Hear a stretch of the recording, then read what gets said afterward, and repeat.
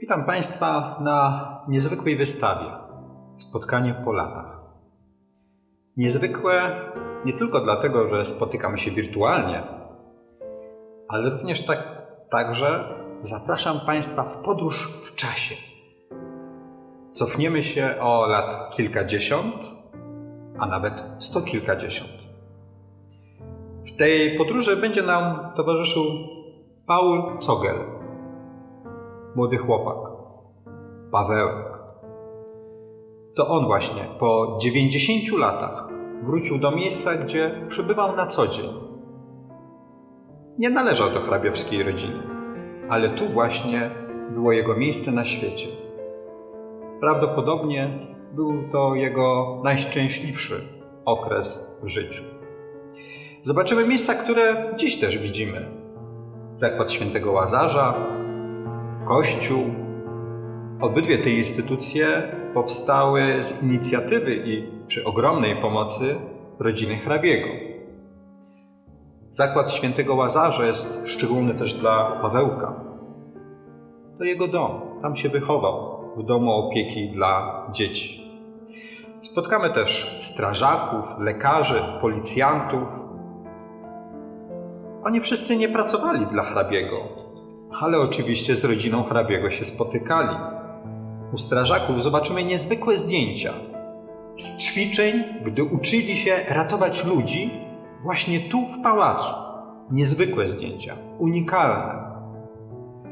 Wszystko to jednak tylko jest możliwe dzięki podróży w czasie.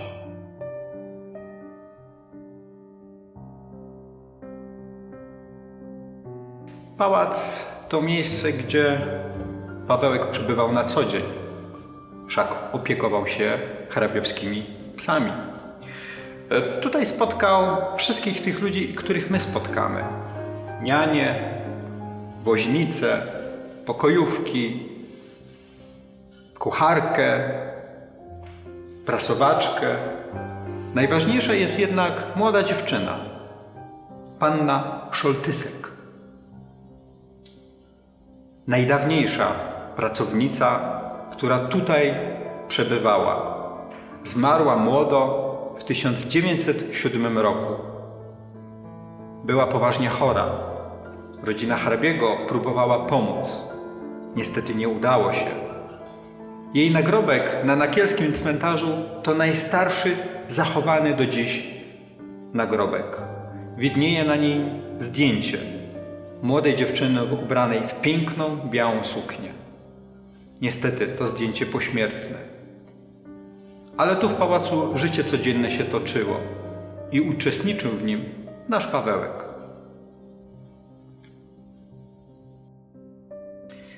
Razem z Pawełkiem wymkniemy się na chwilę z pałacu. Poza parkiem olbrzymi majątek. Poznamy rolników, którzy tu pracowali. Wspaniałe ogrodnictwo. Szefem ogrodników był pan Józef Mikuła. Ale nie on jest najważniejszy. Najważniejsza jest ta młoda dziewczyna, Hermina Godlewska. Była pomocnikiem u ogrodników. Dlaczego? To właśnie jej krewna, pani Barbara Bereska, była tą, za którą przyczyną ponownie spotkaliśmy się i z Pawełkiem, i z wszystkimi tymi ludźmi. To ona, to jej pomysł, aby ponownie spotkać się po latach tu w pałacu w Nakle Śląskim. Na koniec naszej podróży w czasie i przestrzeni wyruszamy z Pawełkiem do kuzynów. Do hrabiów ze wsi Kopice, do Kozłowej Góry, do Rept, do Świerklańca. Tam też spotkamy ogrodników, mistrzów kuchni, służące, praczki, gajowego, urzędnika. Wszyscy oni nie wiadomo, czy spotkali na pewno Pawełka, ale na pewno żyli w tych samych czasach. Najważniejszy jest jednak Clemens Klein.